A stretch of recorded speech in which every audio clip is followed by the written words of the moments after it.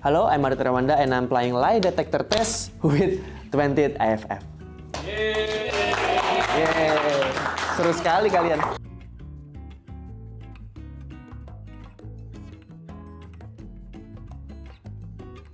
So today we're going to play a little game with you. But this is not just a normal interview because Kak Adit will be answering all of our questions while connected to a lie detector. That means after every answer, the detector will decide whether Kak Adit is saying is truth or lying. Okay. So hopefully we'll discover some secrets today. Okay. Okay, are you ready, Kak? Okay. Okay, yeah. Now it's scanning your hand first, Kak.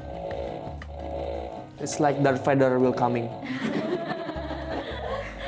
Jadi first question, Kakak lebih suka jadi stand up comedian atau jadi comedy actor?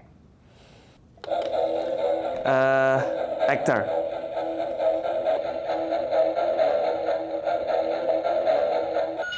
Oh. Jujur. Boleh ceritain nggak tuh Kak, kenapa lebih pilih jadi aktor daripada jadi stand up comedian? Boleh. Nggak apa-apa. Bercanda. Sebenarnya adalah sekarang karena dunia baru gitu untuk berakting. Terutama di Tunggal Sukses Nanti ini keluar dari zona nyaman yang biasanya bermain di komedi. Tapi kalau ditanya orang saya apa, saya tetap menjawab stand up comedian gitu karena basicnya adalah itu. Dan apa ya, menyenangkan gitu, bisa membuat orang lain tertawa. Itu sih perasaan itu yang Iya, dari tadi Kak Adit sudah bikin kita ketawa. Amin. Gitu. Amin. Tapi selama 2 tahun ini Kakak nggak stand up, kangen nggak sih Kak stand up? Kangen, dia akan muncul di belakang nggak? Kayak ini kayak acara gosip gitu. Kamu kangen nggak sama ayah kamu? Betul nggak? Tapi Kak, kalau boleh tahu, ini juga pakai lie detector by Oke. the way, Kak. Waktu syuting Badarui di Desa Penari, Kakak sebenarnya takut nggak sama hantu-hantunya? Enggak.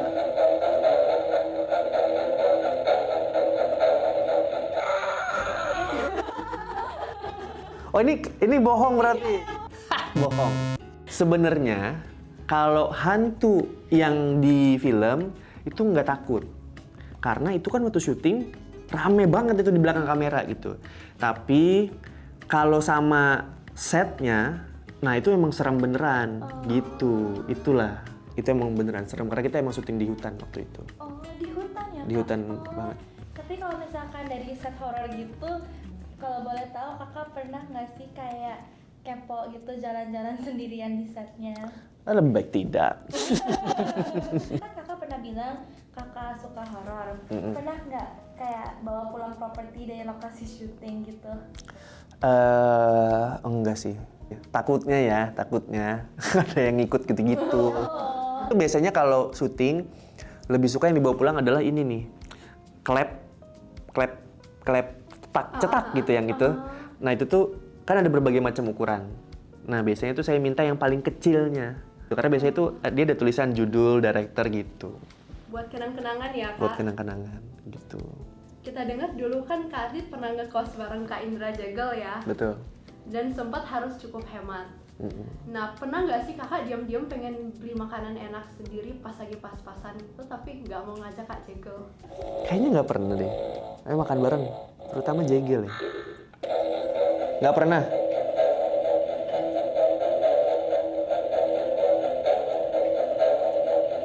Nah, bener kan? Jujur, bener Tapi kan? pas ngekos gitu, momen yang paling ingat sama Kak Jegel tuh apa sih Kak kalau boleh tahu? Jadi tuh di tahun 2015 apa berapa ya? Enggak ding, 16 atau 17 gitu. Jadi kami tuh ngekos ramean, bareng-bareng gitu. Ada Abdur, ada Ari Keriting, ada Hibzi Hoir, ada Yusril Fariza, banyak lah ramean di situ. Nah, ada masanya di bulan puasa, mereka semua kerja di program di Trans TV. Yang tidak kerja hanya saya dan Indra Jegel. Nah, jadi itu setiap hari di bulan Ramadan itu kami sahur sambil nontonin teman-teman kerja. 2 orang pengangguran ini sahur nontonin. Itu kayaknya itu tuh di kosan yang paling kayak nanti kita begitu ya Gel gitu-gitu. So very sentimental dong ya Kak sama Kak Jegel. Ya lumayan karena sempat sekamar gitu-gitu. Tapi kalau misalkan karena Kakak sama Kak Jegel sekamar, kita mau tanya nih, pernah nggak Kakak pakai barangnya Kak Jegel tanpa izin? Oke. Nggak pernah.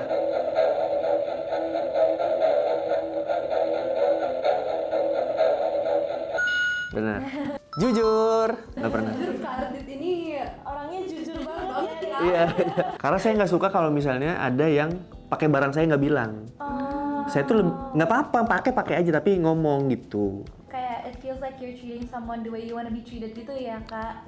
Wow, terlalu deep itu. Tapi ya kurang lebih seperti itu. Tapi karena banyak orang yang tahu tentang background Kak Ardit dan Kak Jagel ini, pernah nggak at some point kakak tuh merasa kayak too much kalau cerita-cerita terus? Sejujurnya saya bukan tipe orang yang gampang menceritakan personal gitu. Kayak kadang ada perasaan tidak nyaman. Apakah cukup penting kehidupan pribadi untuk diceritakan gitu. Tapi at what point yang bikin kakak merasa kayak okay, sometimes I need to go out of my comfort zone to actually deliver my comedy to others? Sebenarnya itu dimulai dari Tunggu Aku Sukses ini gitu. Jadi ada ini kan di luar comfort zone gitu. Nanti kalau kalian nonton, dia ini bagaimana akhirnya sadar kalau dia dikelilingi oleh banyak orang baik gitu. Jadi dari situ saya belajar banyak dari Arga ini. Bagaimana kita nggak apa-apa sebenarnya sharing sama orang lain, bercerita tentang orang lain, nggak usah beban disimpan sendiri gitu. Bahkan ada scene yang nggak disuruh nangis, tapi saya nangis aja sendiri gitu. Nanti nonton deh kalian. Gulali, scene Gulali. berarti film ini benar-benar turning point ya buat kakak. Yap. Di TikTok nih banyak banget ya editan kakak nih, terus banyak yang bilang kayak Kak Ardit nih ganteng, bahkan ada yang bilang tuh mirip opa-opa Korea.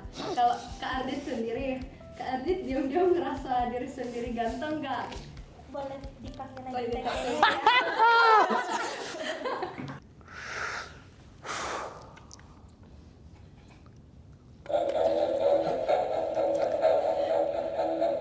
Ngerasa. Tapi saya bisa jelaskan.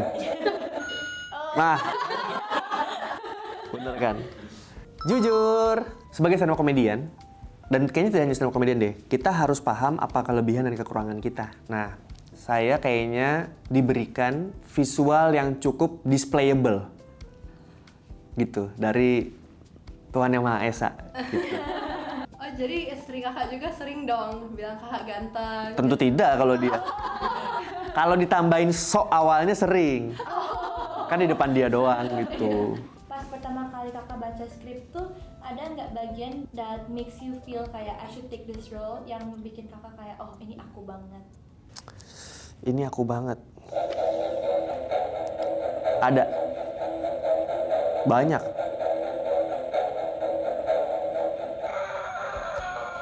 Hah, bohong. Si pede tuh nggak ada. Sejujurnya ini nggak tahu nih dia. Nggak apa-apa ya kamu ya. Sejujurnya banyak gitu.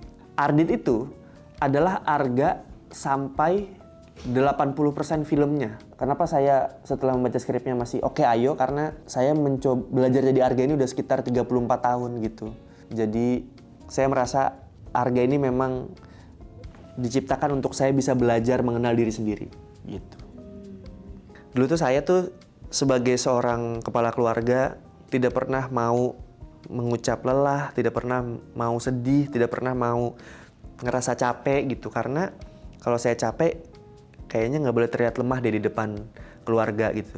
Di depan anak nggak boleh lemah, di depan istri nggak boleh lemah. Tapi setelah nonton Tunggu Aku Sukses sebagai berakting sebagai Arga, kayaknya nggak apa-apa jujur sama diri sendiri gitu. Nggak apa-apa kita membicarakan kelelahan kita, kelemahan kita, ketakutan kita ke orang lain. Itu tidak membuat kamu lemah. Justru itu membuat kamu mengenal dirimu sendiri, membuat kamu lebih kuat sampai bisa cerita ke orang lain gitu.